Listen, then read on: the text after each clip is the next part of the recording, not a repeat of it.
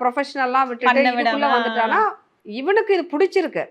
இவனுக்கு இது பிடிச்சிருக்கிறதுனால தான் இவன் உள்ள வந்தான். நாளடைவில என்ன ஆச்சுன்னு சொன்னா, இதுவே இவனுக்கு ஒரு லைஃப்ங்கும்போது, ஸோ அடுத்தது நம்ம ஒரு பிசினஸ் வந்து பண்ணணும் அப்படின்னா, அதுக்கு இவன் எந்த அளவுக்கு எனக்கு சப்போர்ட் பண்ணனோ, அந்த அளவுக்கு இந்த பிசினஸ்க்கு வந்து இப்ப நான் வந்து புரொடக்ஷன் அதெல்லாம் நான் பார்த்துக்கிறேன். மத்தது அதாவது நீ வந்து மார்க்கெட்டிங் பண்றது, சேல் பண்றதெல்லாம் இதுதான் உன்னோட லைஃப். இதுதான் ஒரு பிசினஸ். உனக்கு ஒரு லைஃப் இதுதான்னு சொன்னா, இதுல நீ சக்சீட் பண்றதுக்கு நீ என்ன பண்ண? அதுக்கு பிஹைண்டா நான் நிக்கிறேன் உனக்கு சப்போர்ட்டா. அப்படின்னு இவன் எந்த அளவுக்கு எனக்கு சப்போர்ட் பண்ணனோ, இவனோட பிசினஸ் இவனோட இதுக்கு இப்ப நான் பின்னாடி இருந்து இப்ப அவனுக்கு சப்போர்ட் பண்றேன். ஏன்னா இவன் இதுல நல்லா வரணும் இல்லைங்களா?